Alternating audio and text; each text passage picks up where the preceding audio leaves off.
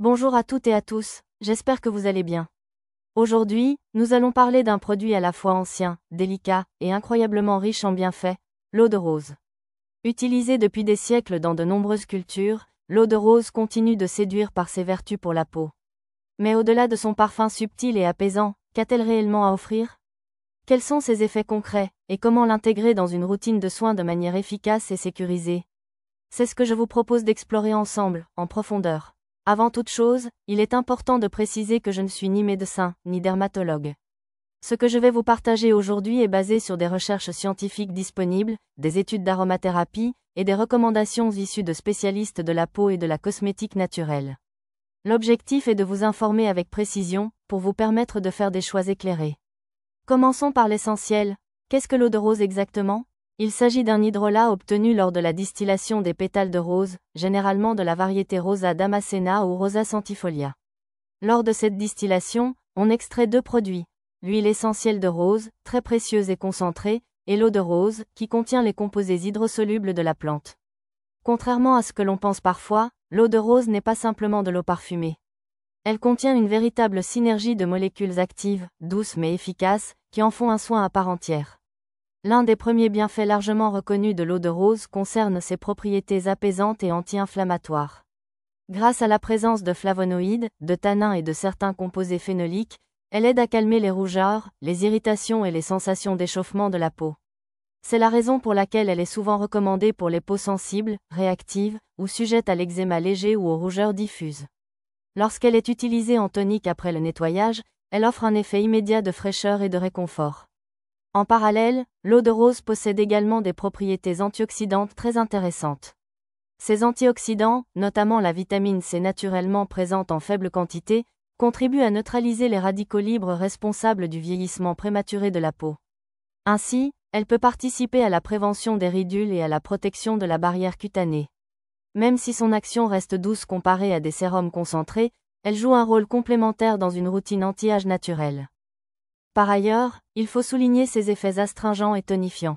L'eau de rose aide à resserrer les pores dilatés, notamment sur la zone T du visage, ce qui contribue à un grain de peau plus lisse et plus homogène. C'est un atout non négligeable pour les peaux mixtes à grasses, qui cherchent à réguler l'excès de sébum tout en évitant les produits trop agressifs. Contrairement aux lotions alcoolisées, l'eau de rose agit en douceur, sans dessécher ni provoquer d'irritation. Toujours dans cette optique, son effet équilibrant mérite d'être mentionné. L'eau de rose agit sur le pH de la peau en aidant à le stabiliser. Cela favorise une meilleure régulation naturelle du sébum et une meilleure tolérance aux autres soins que l'on applique ensuite, comme les crèmes hydratantes, les huiles végétales ou les sérums.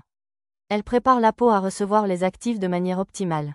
D'un point de vue plus pratique, l'eau de rose est également hydratante et rafraîchissante. Même si elle ne remplace pas une crème hydratante, elle participe à maintenir un bon taux d'hydratation en aidant la peau à retenir l'eau. Elle peut s'utiliser le matin pour réveiller le teint, ou le soir pour apaiser la peau après une journée exposée au vent, à la pollution ou au soleil. Elle peut même être utilisée tout au long de la journée, en brume, pour redonner de l'éclat sans perturber le maquillage. Un autre aspect intéressant concerne son action légèrement antibactérienne. Certaines études ont montré que les composés présents dans l'eau de rose pouvaient inhiber la croissance de certaines bactéries responsables d'imperfections cutanées. Cela ne signifie pas qu'elle remplace un traitement dermatologique en cas d'acné sévère, mais elle peut être un soutien doux et naturel pour prévenir les petits boutons, notamment chez les peaux jeunes ou acnéiques. Il convient aussi de parler de son rôle dans la détente et le bien-être, qui influe indirectement sur la qualité de la peau. Le parfum naturel de la rose a des effets reconnus en aromathérapie. Il réduit le stress, l'anxiété, et favorise la relaxation. Or, on sait aujourd'hui que le stress chronique a un impact négatif sur la peau. Il favorise les poussées d'acné, ternit le teint, accentue les rides. Utiliser l'eau de rose comme geste de bien-être, le matin ou le soir, participe à une routine de soins plus globale, plus holistique, qui prend en compte à la fois le corps et l'esprit. Concernant l'utilisation concrète, il existe plusieurs façons d'intégrer l'eau de rose dans une routine de soins. La plus classique reste l'application en tonique, après le nettoyage du visage. Il suffit d'imbiber un coton ou une lingette lavable, ou même de vaporiser directement sur le visage, puis de laisser sécher à l'air libre avant de passer à l'étape suivante.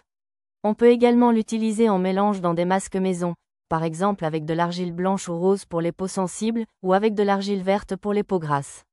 Elle peut aussi être ajoutée à une crème neutre pour en renforcer l'effet apaisant. Certaines personnes aiment également s'en servir comme fixateur de maquillage, en vaporisation légère. D'autres encore l'utilisent pour rafraîchir les yeux fatigués.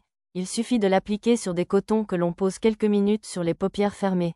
Bien entendu, à condition de s'assurer que l'eau de rose est 100% pure, sans alcool ni conservateurs irritants. À ce sujet, il est essentiel d'être attentif à la qualité de l'eau de rose que l'on choisit. On trouve sur le marché des produits très variés, dont certains sont malheureusement coupés à l'eau, contiennent des parfums artificiels ou des conservateurs peu recommandables. Pour bénéficier de tous les bienfaits évoqués, il est crucial d'opter pour une eau de rose pure, biologique, obtenue par distillation à la vapeur d'eau, et conditionnée dans un flacon opaque ou en verre foncé pour préserver ses propriétés.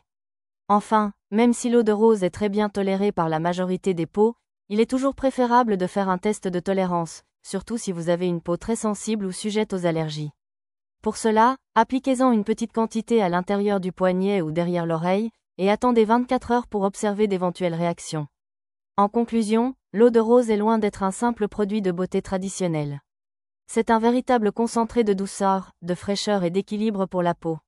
Sans prétendre être un remède miracle, elle offre une multitude de bienfaits qui en font un allié précieux dans une routine naturelle et respectueuse de l'épiderme. Elle allie plaisir sensoriel, efficacité douce et traditions ancestrales, un cocktail gagnant pour celles et ceux qui recherchent une approche plus consciente et plus authentique du soin. Merci d'avoir été avec moi pour cette exploration détaillée des vertus de l'eau de rose. Si vous avez aimé cette vidéo, pensez à laisser un petit like, à vous abonner pour ne pas manquer les prochaines publications, et à activer la cloche. Et surtout, n'hésitez pas à partager en commentaire vos expériences, vos marques favorites ou vos astuces personnelles avec l'eau de rose. À très bientôt, et prenez soin de vous.